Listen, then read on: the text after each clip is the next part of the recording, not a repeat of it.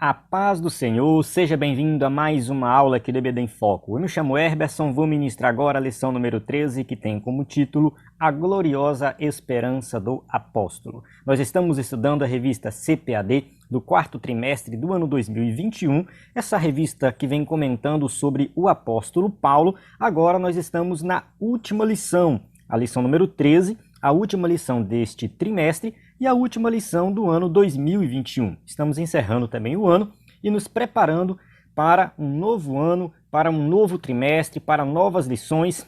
Tenho certeza que Deus tem algo especial para nós lá na frente, mas antes de entrar no próximo período, no próximo trimestre, nós temos que fechar, este trimestre com chave de ouro, ou seja, com uma lição que eu gostei muito do tema, gostei muito da abordagem do escritor da revista, que é sobre a nossa gloriosa esperança. Não é somente a gloriosa esperança do apóstolo Paulo, não. É a gloriosa esperança de todo crente. Aqui a gente vai falar, obviamente, da volta de Jesus. Tá? Já tá, que se você estiver assistindo pelo vídeo, você está vendo já uma imagem que faz aí referência à volta de Jesus. E também, se você já leu o título, já dá a entender isso. E se você estudou a lição, deu uma lida na lição, você já viu também que se trata da vinda de Jesus. Então, a igreja ela tem que estar sempre na expectativa de Jesus voltar a qualquer momento.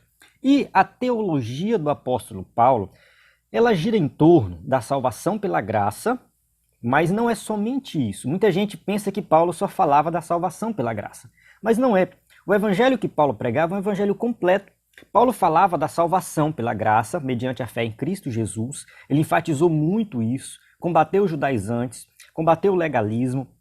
E Paulo sempre reforçou a questão da vida com Cristo cotidiana, ou seja, da caminhada cristã, que tem relação com a nossa santificação. Então Paulo fala da caminhada cristã e fala dessa expectativa final, no caso da vinda de Jesus, para que nós possamos morar com ele na glória para sempre.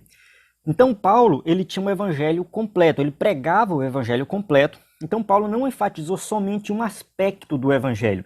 Então a gente vai, no caso aqui, você que acompanhou todas as lições, sabe que a gente falou de vários aspectos da pregação de Paulo. Falamos da questão de Paulo como sendo um apóstolo, Paulo como sendo evangelista, Paulo como sendo uma pessoa que planta igrejas, que inaugura uma igreja, Paulo como aquele que cuida dos vocacionados, Paulo aquele que cuida dos novos convertidos, como um discipulador. Então a gente viu aí vários aspectos da vida de Paulo com aplicações práticas para a nossa vida, e agora encerrando falando sobre essa esperança final que nós esperamos sim, Jesus voltar a qualquer momento. Feito aqui essa introdução da lição número 13, vamos avançar aqui na nossa aula, só reforçando que para o próximo trimestre nós vamos continuar com os slides em PowerPoint, subsídio em PDF, aula em vídeo, o vídeo de destaque, estudos e sermões que a gente tem aí de vários temas, cursos de capacitação para professores da EBD, curso básico de teologia e também uma novidade que eu estou aqui organizando, não sei ainda se vai dar certo, mas estou pedindo a direção de Deus, que seria, eu não tenho um nome ainda para dar, mas eu chamei aqui de playlists extras de vários temas, ou seja, nós queremos colocar dentro do EBD em Foco vídeo, áudio, PDF, de vários outros temas, tá? Com vários outros ministrantes, não somente eu vou escolher um tema para ministrar, mas os colaboradores do EBD em Foco e outras pessoas que vão começar a colaborar com o EBD em Foco também vão participar desse projeto. Tá? Então essa playlist extra de vários temas, eu ainda não defini quais são os temas, como que vai ser, mas a gente pretende fazer algo muito especial e totalmente gratuito também, para você acessar e aprender mais da palavra de Deus. Então, fique na expectativa que nós vamos explicar melhor essa novidade lá na frente. Como que vai ser, a gente vai reunir a equipe ainda para definir detalhes, mas já está no meu coração o desejo de colocar no EBD em Foco este conteúdo extra. Então, conte conosco aí para o próximo trimestre. Vamos para o texto áureo da lição, que diz assim, 1 Tessalonicenses 5:8, mas nós, que somos do dia, sejamos sóbrios, vestindo-nos da couraça da fé e do amor, e tendo por capacete a esperança da salvação. Verdade prática: a esperança gloriosa da volta de Jesus traz sobriedade para as nossas vidas e disposição para exercer a fé e o amor em esperança. As cartas de Paulo em Tessalonicenses, essa passagem aqui está em Tessalonicenses, na primeira e a segunda carta, né? Paulo sempre fala muito da vinda de Jesus, da volta de Jesus. Ele fala desse assunto relacionado à escatologia, que é o estudo das últimas coisas. E a ideia é que esse estudo traga esperança, expectativa, de tal forma que nós possamos, aqui, enquanto Jesus não voltar, exercer a nossa fé, o nosso amor, comunhão, estarmos sempre trabalhando, esperando Jesus voltar da maneira correta, esperando, trabalhando, fazendo a obra. Então, essas duas cartas, elas estão tocando sempre nesse assunto, mas sem deixar de falar da vida aqui e agora. Então, não é para nós abandonarmos a vida de hoje pensando somente no futuro. Não, é continuar vivendo uma vida normal, mas na expectativa de Jesus voltar a qualquer momento. Essa é a nossa gloriosa esperança. A leitura bíblica em classe se encontra em 2 Timóteo 4, de 6 a 8 e 1 Tessalonicenses 5, de 1 a 11. Por que essas duas passagens? Porque 2 Timóteo já está falando aí do fim da vida de Paulo, quando Paulo já começa a compreender que chegou o final da sua carreira. Né? O versículo 7, combati o bom combate, acabei a carreira e guardei a fé. Tá? E 1 Tessalonicenses já vai falar dessa expectativa de Paulo de Jesus voltar a qualquer momento. Então a gente vai estudar essas duas passagens durante a lição. A gente avança aqui para ganhar tempo no vídeo, mas durante a lição nós vamos, né, fazer referência a essas passagens aqui. Então, o primeiro tópico, a gente vai ver mais essa questão de Paulo, né, como ali já no final da vida, e depois os outros tópicos a gente vai entrar em detalhes dessa questão da volta de Jesus. A última lição deste trimestre nos mostra que não podemos perder a esperança do céu em meio ao sofrimento e tribulações nesta terra. Então, nós sabemos que nesta terra temos muito sofrimento. Temos pobreza, tem doença, tem tudo que não presta. Tudo que não presta, essa terra que ela vai oferecer. Tem coisa boa sim, tá? Tem muita coisa boa nessa terra. Mas tem muita coisa ruim também acontecendo. Então o sofrimento, as tribulações, as dificuldades, isso não pode fazer nós perdermos a esperança do céu, tá? E tem muita gente que acha que é somente aqui nessa terra, né? Que só vivemos aqui. Não, a gente tem sim a expectativa e a promessa bíblica de um dia, né, passarmos a eternidade com Deus numa terra totalmente renovada, na Nova Jerusalém. Esse tema é um tema que tem que ser pregado, ensinado, e o crente tem que viver nessa expectativa. O que a gente tem que evitar é o extremo de pensar somente na eternidade e não se preocupar com as que atuais. Não, a gente tem que pensar na eternidade, mas ao mesmo tempo trabalhar, né, para que nos dias de hoje a vida também seja boa, seja melhor. Né? Não podemos também entregar os pontos e falar, não, aqui só é sofrimento, sofrimento, sofrimento, não tem como melhorar. Não é bem assim. Então a gente tem que evitar alguns extremos aí. Tá? Tem o extremo daqueles que abandonaram por completo a expectativa de uma vida futura, e tem o extremo daqueles que pensam somente na vida futura e esquecem da vida atual. Então a gente tem que evitar esses extremos e tentar trazer um equilíbrio. A vida cristã é uma vida de equilíbrio nesse sentido. Essa esperança é a fonte da força dos fiéis que se apegam no que Deus realizou em Cristo Jesus. Então a gente sabe que o que Deus realizou foi a nossa salvação. Então a gente tem essa esperança de essa salvação um dia se completar na eternidade. E a garantia dessa esperança é o fato de que o Espírito Santo nos fortalece, renova e confirma a herança eterna do nosso Deus. Então nós temos o Espírito Santo dentro de nós, que o apóstolo Paulo, acho que é Paulo que diz que ele foi dado como penhor. Tá? O Espírito Santo foi dado como penhor, ou seja, ele está na igreja, ele está aqui na terra, ele está conosco, nos fortalecendo e confirmando essa esperança em nosso coração. Tá? Que a esperança do apóstolo Paulo seja a nossa também. Então, como eu já falei no começo, essa era a esperança de Paulo, mas deve ser a esperança de todo cristão. Tópico 1. A consciência de Paulo diante da morte. Tá? 1.1. Uma morte como oferta de sacrifício. A gente já falou na lição anterior, né, da questão da tranquilidade de Paulo em relação à morte, da possibilidade da morte. Ele não estava muito preocupado com isso, ele queria cumprir o seu chamado. Então foi isso que a gente falou na lição anterior. Em 2 Timóteo 4,6, Paulo fala assim, porque eu já estou sendo oferecido por aspersão de sacrifício, e o tempo da minha partida está próximo. Então Paulo aqui, quando ele escreve a segunda carta a Timóteo, ele já está na sua última prisão. Nessa prisão aqui, Paulo morre. Tá? Paulo ele não é solto, ele morre. Na lição anterior, nós falamos de uma prisão de Paulo, que ele é preso ali na Judéia, levado para Cesareia, passa 2 anos, depois vai para Roma, passa 2 anos, só que Paulo é solto ali. Tá? Ele é solto, prega mais um tempo, e depois, alguns anos depois, se eu não me engano, cerca de 10 anos depois daquela prisão, acontece lá em Roma um incêndio que Nero, dizem que Nero, que era o imperador da época, ali ele coloca fogo em Roma, e depois ele bota a culpa nos cristãos. Aí os cristãos são perseguidos, os cristãos são queimados vivos nas praças, são jogados ali no Coliseu para ser comido por animais, ser pisoteado por touros. É um sofrimento muito grande, uma época de muita perseguição para os cristãos, porque eles levam a culpa desse incêndio. E foi nessa época que Paulo foi preso. Paulo, como um grande líder, ele foi identificado como o líder principal daquele grupo de cristãos, e devido a essa perseguição, Paulo foi jogado numa masmorra, numa prisão sem nenhum tipo de regalia, onde ali ele escreve a sua última carta, que é essa carta a Timóteo. Então aqui ele já fala que ele está sendo oferecido por aspersão de sacrifício. Então o Espírito Santo que guiava Paulo, o que guiava o apóstolo Paulo em tudo, fez sentir que o tempo da sua partida estava próxima, e nesse sentido o apóstolo viu seu martírio iminente como uma oferta apresentada sobre o altar de sacrifício. No caso, Paulo ele não se coloca como o sacrifício em si, mas como aspersão ou como libação. Algumas traduções colocam libação, que era um vinho que era derramado, né, ali na oferta de sacrifício. Então Paulo ele está, né, colocando aqui como aquele que faz parte do sacrifício, mas ele em si não é o sacrifício, mas é aquele que é derramado sobre o altar de sacrifícios. Então essa consciência clara de que haveria de padecer pelo nome de Jesus não permitia ter medo ou frustração diante da morte. Então Paulo sabia que ele estava padecendo pelo nome de Jesus. Não era por causa de uma ideologia que ele acreditava sem nenhum fundamento. Não, Paulo estava padecendo por algo que ele realmente vivia, acreditava. Ele tinha consciência de que era o correto.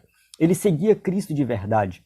Ele sabia o que ele estava fazendo. Então ele não estava muito preocupado, né, com a morte, como se, assim, ter medo. É claro que a morte ela traz sentimentos estranhos, né? A gente observa que Paulo nessa carta, essa carta em si, a segunda carta de Paulo a Timóteo, ela tem um tom bem triste, né? Paulo fala lá que muitos abandonaram, Paulo estava sozinho, abandonado, Paulo não teve apoio de ninguém, né? A gente percebe que foi uma tristeza, uma certa tristeza nas palavras de Paulo. É claro que é muito complicado, é difícil. Talvez, né, a tristeza de Paulo não estava relacionada à morte em si, que ele sabia que era iminente e ia acontecer a qualquer momento. A tristeza de Paulo parece que era mais relacionada ao abandono dos amigos. Paulo estava mais preocupado com isso, mais triste com essa situação. Então, não era nem com a morte em si. Tá? Mas isso não significa que o ministério de Paulo foi um fracasso, nada disso. Nada. Claro, na visão de muitos teólogos hoje da prosperidade, né, realmente, né, poderíamos dizer que foi um fracasso o ministério de Paulo, mas na visão de Deus foi um sucesso total. Na visão de Deus, Paulo fez o que ele deveria ter feito. Ele cumpriu o seu chamado, né, ele combateu o bom combate. Então Paulo ele estava olhando na visão de Deus, na perspectiva divina e não na perspectiva humana, principalmente desses falsos teólogos. É preciso ter consciência de que se não encontrarmos o Senhor por meio do arrebatamento da igreja, o encontraremos por meio da morte. Então aqui o escritor da revista faz um chamado, né, uma aplicação, de que um dia nós vamos encontrar o Senhor. A gente fala muito do arrebatamento da igreja, que nós temos que estar preparados para Jesus voltar a qualquer momento. Mas a gente tem que entender uma coisa, que a morte pode vir a qualquer momento. A qualquer momento alguém pode morrer. A qualquer momento eu posso morrer, eu posso ter um ataque aqui nesse momento, meu coração pode parar e eu posso cair morto. Eu posso ali, quando sair na rua de carro, vir um carro e bater em mim, ou eu bater o carro em algum lugar. Então eu posso morrer a qualquer momento. E quando eu morro, né, eu posso até dizer que Jesus voltou para mim. Tem gente que não concorda muito com essa frase, né? Mas é porque não tem mais esperança. Depois que eu morro já era, acabou. O que eu tinha que fazer, tem que fazer agora, antes de morrer. Depois da morte não tem mais chance. Então, né, assim, nós vamos encontrar com Cristo após a morte. Paulo tinha essa consciência. Então a gente tem que estar nessa expectativa. Jesus pode voltar a qualquer momento, mas eu também posso morrer a qualquer momento. 1.2. Combati o bom combate. 2 Timóteo 4,7, tá? 2 Timóteo 4,7, Paulo fala assim, né? Combati o bom combate, acabei a carreira, guardei a fé. Agora o apóstolo faz uma análise de sua trajetória. Ele combateu o bom combate. Tá? O que ele fez durante a sua vida? Ele enfrentou muitos hereges, muitos judaizantes, gnósticos. Paulo, ele enfrentou prisões, açoites, apedrejamentos, naufrágios. Paulo pregou, Paulo combateu até o combate do velho homem dentro dele mesmo, aquele como um crente salvo em Cristo Jesus, né, tinha que abandonar o pecado, mas ao mesmo tempo ainda tem a natureza pecaminosa. Até esse combate Paulo combateu. Tá? Então, desde que teve seu encontro com Cristo, indo a Damasco até o momento próximo de sua morte, muitas experiências ocorreram em sua vida. Tá? Então, do momento que ele se converteu ao momento da sua morte, segundo a tradição, Paulo teve, né, a sua cabeça cortada, ali, né, essa foi a punição, a pena de morte dele. Então, o que acontece, né? Dessa trajetória toda é notória a total entrega do apóstolo, tá? Muitas perseguições, ele sofreu muitas perseguições, provações, como naufrágios, né, enfim, ele relata em suas cartas muitas dos problemas que ele passou nas suas viagens missionárias, injustiças, tá? Plantações e confirmações de igreja. Então a gente vê coisas ruins acontecendo, mas também o fruto do seu trabalho, uma entrega total. Aí ele plantou e confirmou muitas igrejas. A gente estudou sobre a questão de Paulo como plantador de igrejas. Então Paulo, ele cumpriu tudo aquilo que Deus chamou ele. Então, de fato, o apóstolo entregou a sua vida integralmente à causa do evangelho. Ele combateu o bom combate. Ele fez isso com consciência, sabendo que ele estava fazendo a coisa correta, o caminho, andando no caminho certo, combatendo o combate que Jesus colocou ele para combater. Que combate estamos combatendo? Uma pergunta para nós, né? Para nós refletirmos aqui. Essa causa é a nobre causa do Evangelho? Então, nós temos que refletir sobre isso, né? Que o autoexame de Paulo seja exemplo para nos autoexaminarmos também. É claro que todo cristão, ele vai ter um chamado específico. Nem todo mundo é chamado para ser um missionário, nem todo mundo é chamado para ser um plantador de igreja, nem todo mundo é chamado para ser um pastor, um professor da EBD ou um superintendente. Mas você tem que refletir sobre aquilo, qual é o seu chamado, onde Deus te colocou, o teu trabalho, o que você está fazendo. Você está vivendo o evangelho? Faz parte do que Deus quer para a sua vida? Será que você está realmente, né, ali cumprindo o que Deus colocou você para fazer, sendo competente no seu trabalho, sendo competente na obra de Deus, se você tiver algo específico da obra de Deus?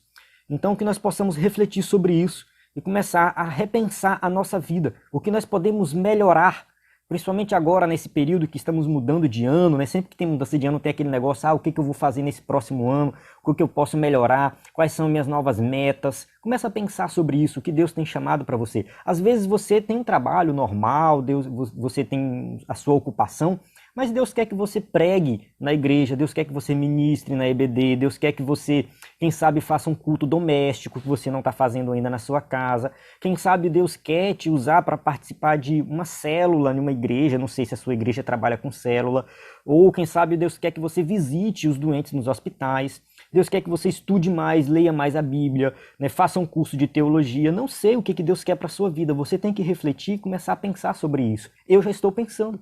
Tá? Eu já estou colocando aqui, né, fazendo anotações, olhando, refletindo o que eu fiz esse ano e pensando o que eu posso melhorar, o que eu vou focar no ano que vem. Tá?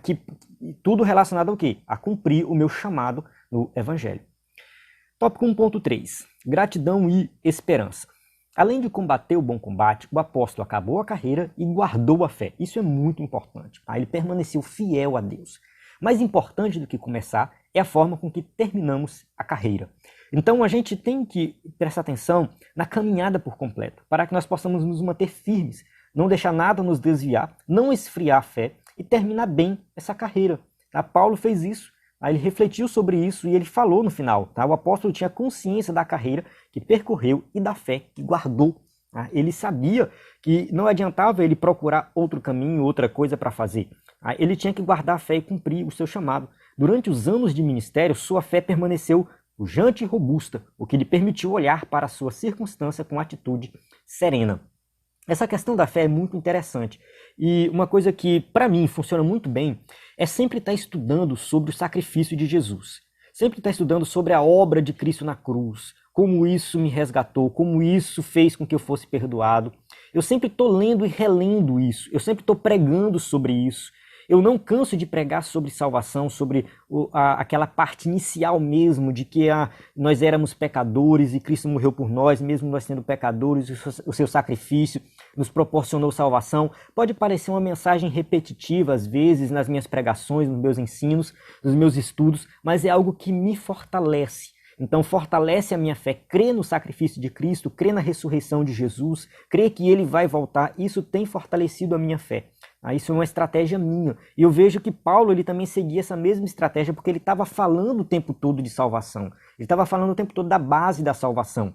E se a gente observar muitas vezes, a gente passa meses na igreja sem ouvir uma mensagem específica de salvação. Então a gente tem que buscar fortalecer a fé. Embora não pudesse evitar a morte física, sabia que estar com o Senhor era a coroação da sua trajetória. 2 Coríntios 5,8 ele fala, temos confiança e desejamos antes deixar este corpo para habitar com o Senhor. Filipenses 1,23, ele fala assim, partir e estar com Cristo, o que é incomparavelmente melhor. Então Paulo, ele tinha consciência de que se ele cumpriu tudo que ele tinha que cumprir, a morte física não seria o fim, mas era o momento dele se encontrar com o Senhor. O apóstolo nos ensina que é preciso olhar para o futuro, com a certeza do nosso galardão.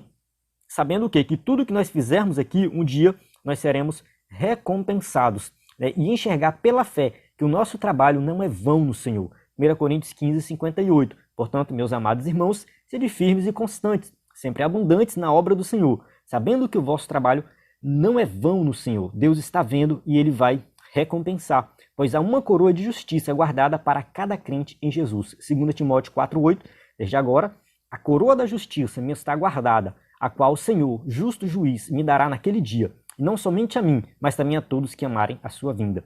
Aqui você pode entender coroa como algo literal, ou seja, nós vamos receber de fato uma coroa, ou você pode entender como algo simbólico, de alguma forma, algum tipo de recompensa, ou quem sabe, ali algum tipo de status ao lado de Cristo no seu reinado, mas isso é irrelevante, tá? O que seria essa coroa, como que será esse galardão, nós não precisamos especular sobre isso. Tá? Muita gente fala assim, eu não me importo muito com galardão, eu só quero ir para o céu.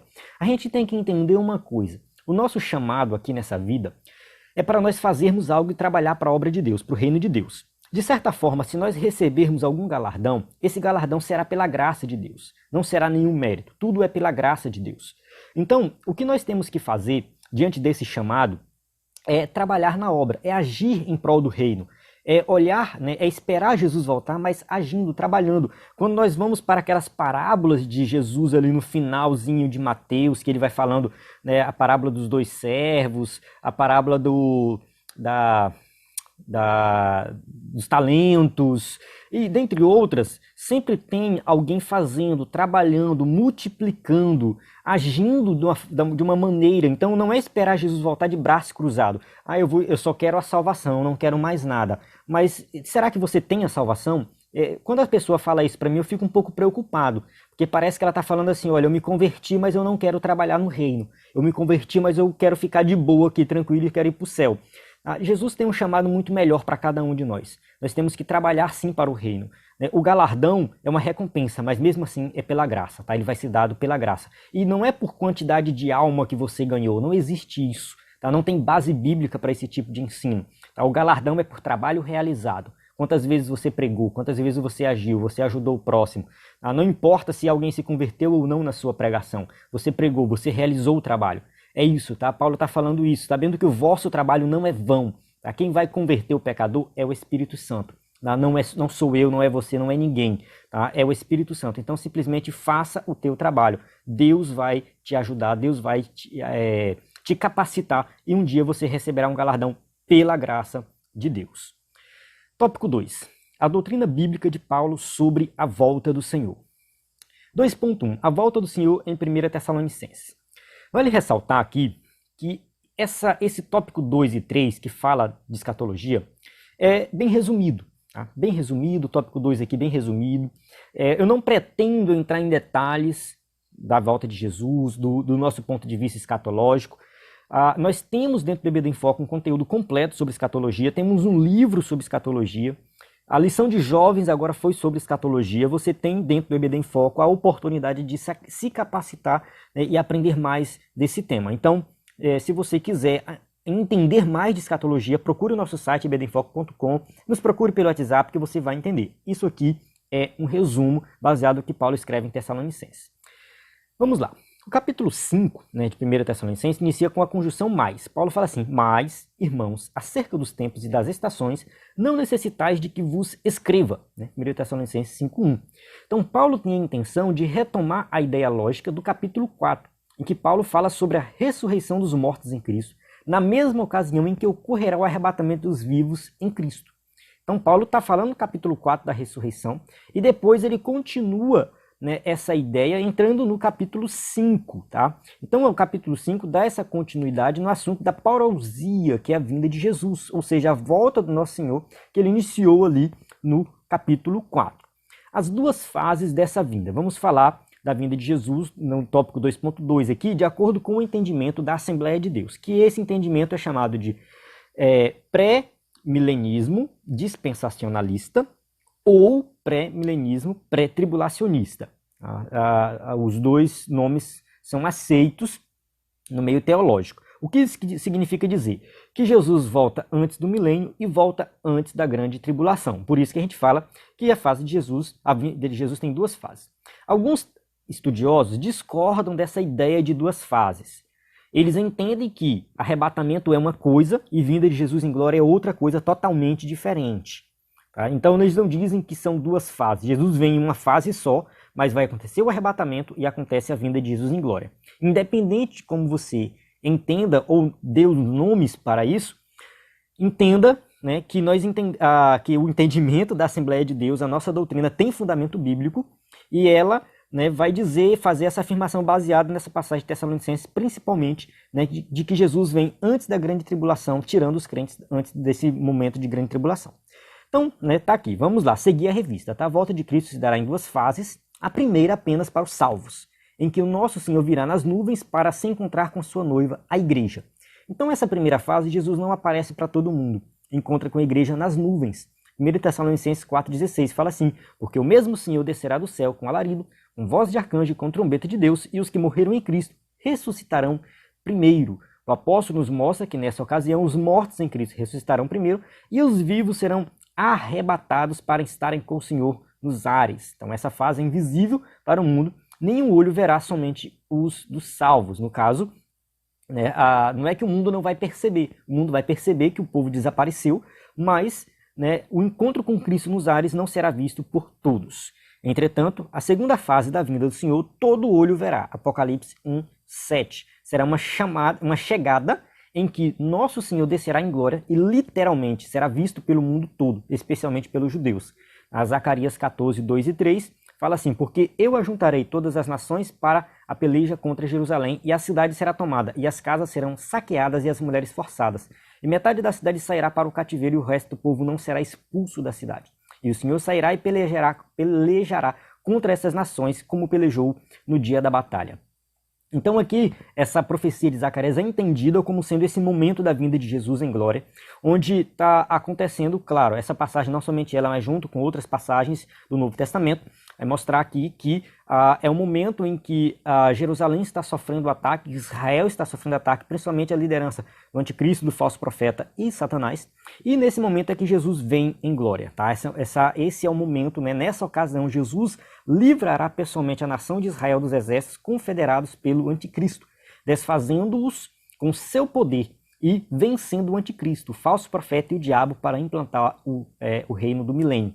Então é nessa vinda de Jesus em glória que começa o milênio. O anticristo e o falso profeta são jogados no lago de fogo, Satanás é amarrado e inicia o milênio. Aqueles que sobreviveram à grande tribulação e não tinham a marca da besta, ou seja, quem tinha a marca da besta vai ser destruído, vai morrer. Mas aqueles que não aceitaram a marca da besta, eles vão entrar no milênio. Tá? Eles vão participar do milênio. Então o milênio é o reino de Cristo. Então aqui tem um esquema que mostra esse ponto de vista. Tá? O arrebatamento, a grande tribulação, a vinda de Jesus em glória. Depois tem o milênio, e por último, novos céus e nova terra. Tá? Depois no milênio tem, né, Satanás é solto no final do milênio, tem mais um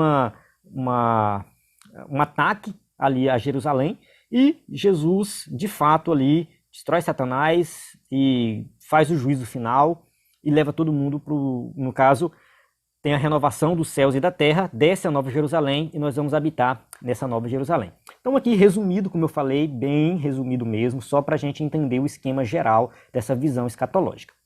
Sobre a grande tribulação.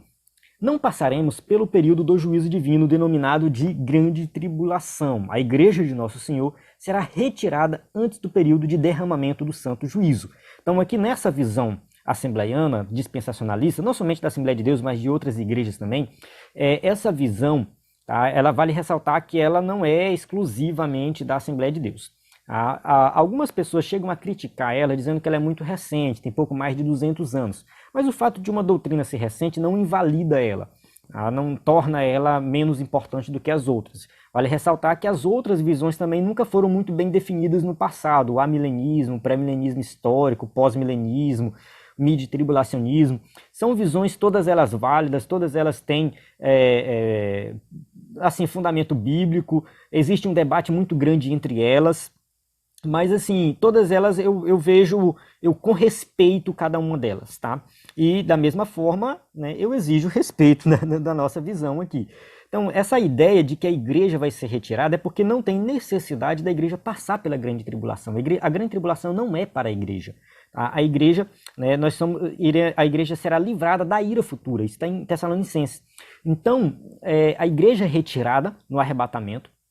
E na grande tribulação, muitos ainda vão se arrepender, vão se salvar, mas na grande tribulação a ira de Deus vai ser derramada sobre a terra. Então, quando o anticristo instalar o seu governo mundial, não estaremos mais aqui. Ao final desse período, juntos de Cristo, contemplaremos a destruição do anticristo e do falso profeta no lago de fogo, que é o que está escrito em Apocalipse 19:20. E a besta foi presa, e com ela o falso profeta, que diante dela fizeram os sinais com que enganou os que receberam o sinal da besta e adoraram a sua imagem. Estes dois foram lançados vivos no ardente lago de fogo e de enxofre. Então eles são lançados vivos no lago de fogo, pode-se dizer que eles inauguram o lago de fogo. Satanás é amarrado por 1000 anos e depois ele é solto no finalzinho do milênio ainda.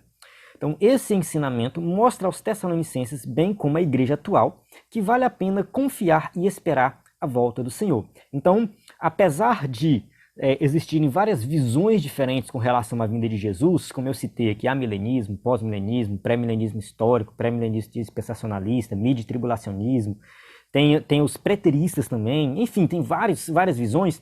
Todas essas visões acreditam que o Jesus um dia vai voltar. Todas essas visões, né, confiam nessa vinda de Jesus, defendem que Jesus volta. Tá? Então, elas são visões evangélicas, visões cristãs, então são válidas. Então, é a esperança da igreja, tá? Nós temos que confiar na vinda de Jesus. Tópico 3. Dos tempos e das estações até a volta do Senhor. Uma atenção à expressão dos tempos e das estações. Meus irmãos, acerca dos tempos e das estações, não necessitais de que vos escreva. Tá? 1 Tessalonicenses 5:1. Tá? Paulo está colocando aí, né, tempos e estações, foi uma palavra que Jesus também usou quando falou dos seus discípulos ali após a ressurreição. Não vos pertence saber os tempos e as estações que o Pai estabeleceu pelo seu próprio poder. Então, tempo aqui é o tempo de Deus, é o tempo Cronos. Não, Cronos não, é o Kairos, né? Então, a pronúncia correta acho que é Kairos. Tá? Tem o Cronos, que é o nosso tempo cronológico, que mede a passagem do tempo. E tem o tempo Kairos, que é o tempo de Deus, de um acontecimento que só Deus tem o controle. Não é o tempo, não existe necessidade de nós sabermos quando que isso vai acontecer. Tanto os termos em 1 Tessalonicenses quanto em Atos dos Apóstolos trazem a noção da iminência da volta do Senhor, ou seja, pode ser a qualquer momento. Por isso devemos viver em vigilância em todo o tempo, não procurando adivinhar datas ou períodos, pois não sabemos o dia nem a hora que o nosso Senhor há de voltar. Então muita gente por aí quer prever o fim do mundo, quer dizer a data que Jesus vai voltar. Algumas igrejas já surgiram com essa questão, a igreja adventista surgiu por causa disso, né? Alguém lá estava prevendo a volta de Jesus, Testemunha de Jeová também. Então são igrejas que surgiram através de uma ideia totalmente herética. Por quê? Porque o próprio Jesus falou que ninguém sabe o dia nem a hora, Paulo fala isso. Tá bem, assim, acho que está bem claro, né, que não há necessidade nenhuma de nós sabermos a data, que nós temos que estar preparados para acontecer a qualquer momento. uma dimensão do espírito, uma dimensão do porvir. Tópico 3.2. Entretanto, as Escrituras Sagradas mostram que o derramamento do Espírito Santo em Pentecoste anuncia os últimos dias. Joel 2,28 fala assim, e há de ser que depois derramarei o meu Espírito sobre toda a carne. E aí ele continua falando, aquela passagem que a gente já conhece. E no versículo 30 ele fala assim, e mostrarei prodígio do céu e na terra, sangue, fogo e colunas de fumaça. O sol se converterá em trevas e a lua em sangue, antes que venha o grande e terrível dia do Senhor. Então fica subentendido que após o derramamento do Espírito Santo, já começa o fim dos tempos. Já começa a contagem regressiva. Tá tudo junto ali. Tá? O Espírito na vida da igreja é um anúncio de que brevemente o Senhor Jesus voltará.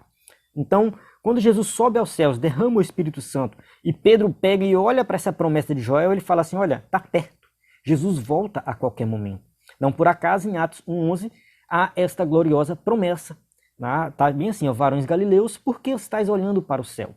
Esse Jesus que dentre vós foi recebido no céu, há de vir, assim como o céu o viste ir. Então, assim como ele subiu, ele vai descer. Espírito e porvir, temas da nossa pregação. Aqui no tópico 3.3, o escritor da revista vai enfatizar aqui, citar dois temas que nós temos que sempre estar pregando, ensinando e vivendo. Quais são esses dois temas? Primeiro, como pentecostais clássicos, a promessa do batismo no Espírito Santo, com evidência de falar em línguas, deve estar em nossos lábios. Ou seja, é uma promessa que nós cremos. Já falamos sobre isso em aulas anteriores. Preguemos sobre isso, estimulemos a igreja a buscar essa promessa. Então, essa promessa de ser cheio do Espírito Santo, batizado com o Espírito Santo, é uma promessa para a igreja e nós temos que buscar. Todavia, a promessa da bendita esperança deve estar em nossa proclamação, ou seja, da vinda de Jesus. Não deixemos de dizer, Jesus em breve voltará. A igreja de Cristo nasceu no fogo e debaixo da promessa de sua volta. Atos 1:8 e 11, tá? Isso mostra que foi ali a origem da igreja primitiva. Então é ser cheio do Espírito Santo, falar em línguas, acreditar nos dons, mas ao mesmo tempo crer na promessa da sua volta. Chegamos na conclusão aqui da nossa aula que fala assim, a bendita esperança de Paulo deve ser a nossa. Ao longo do ministério do apóstolo, somos estimulados a viver no Espírito e ao mesmo tempo em vigilância, preparando-nos para o encontro com o nosso Senhor. Que vivamos no Espírito, aguardando a bendita esperança. O Senhor Jesus pode voltar a qualquer momento para arrebatar sua noiva. Andemos, pois, no Espírito. Então, como eu falei, a gente tem que pensar na vinda de Jesus, mas tem que pensar nessa vida cotidiana. E para viver bem a vida cotidiana, nós temos que viver no Espírito, andar no Espírito, ser cheio do Espírito, ter vigilância. É assim que o crente tem que viver. E esperar a vinda de Jesus trabalhando, fazendo a obra. Então Paulo deu esse exemplo e deixou aí essa palavra para nós, para que nós possamos também viver nessa expectativa, sempre fazendo a obra e cumprindo o nosso chamado. Amém? Então chego no final de mais uma aula, mais um trimestre, e eu quero agradecer a você que acompanhou aí o EBD em Foco, acompanhou as aulas, baixou os slides, baixou o nosso subsídio, vídeo, áudio, PDF, nosso conteúdo completo, sermões. Eu fico muito feliz em ter você aqui participando conosco. Tem aqui o nosso WhatsApp que você pode mandar mensagem a qualquer momento para tirar dúvidas. Qualquer coisa que você quiser falar, pode mandar no nosso número 94 98409 2869.